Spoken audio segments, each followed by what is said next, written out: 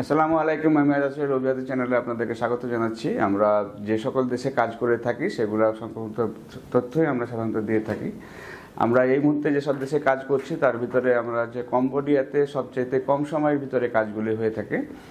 যারা হচ্ছে যে খুবই দ্রুত সময়ের ভিতরে, যারা হচ্ছে যে এক সপ্তাহের ভিতরে যদি কোনো দেশে কাজ করতে চান বা যেতে চান, সেই ক্ষেত্রে আপনারা হচ্ছে যে কম্বোডিয়ার কথাটি ভালোভাবে বিবেচনা করে দেখতে পারেন। কারণ কম্বোডিয়াতে ভিজিট ভিসা ইস্যু করতে একদিন মাত্র সময় লাগে, বা আপনার বিজনেস ভিসাতে যদি ইস্যু করেন তাহলে পরে একদিনের ভিতরে আপনার ভিসাটি হয়ে যাবে, এবং খুবই কম সময়ের ভিতরে 2-3 দিনের ভিতরে আপনার হচ্ছে যে ভিসাটি প্রসেস করে আপনি হচ্ছে যে সেই দেশে গিয়ে কাজ করতে পারবেন।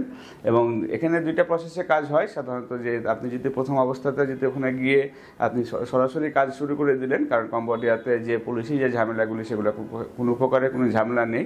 আর যদি আপনি ওয়ার্কে কনভার্ট করতে চান সেই ক্ষেত্রে হচ্ছে যে যাওয়ার পরে পরে আপনি আবেদন করে দিলে পরে আপনার হচ্ছে 1 মাসের ভিতরে ভিসাটি কনভার্ট হয়ে যাবে এবং খুবই সুন্দরভাবে সেখানে কাজ করতে পারবেন।